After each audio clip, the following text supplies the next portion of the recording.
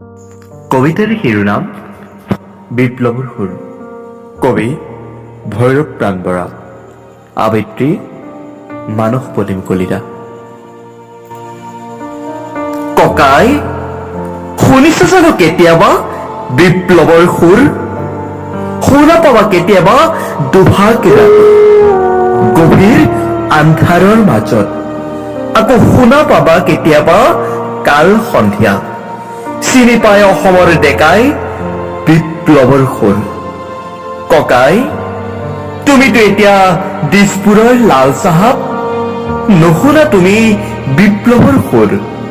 শুনিও নোপোৱা খিলঞ্জীয়াৰ আৰ্তনাদ।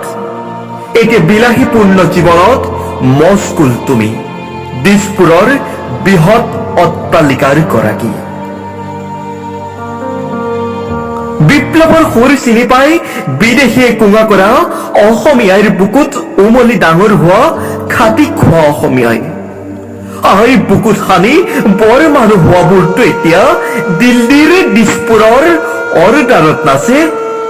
এতিয়া সিহঁত দিল্লীৰ হাতৰ পুতলা। নাপায় চিনি সিহঁতে বিপ্লৱৰ সুৰ।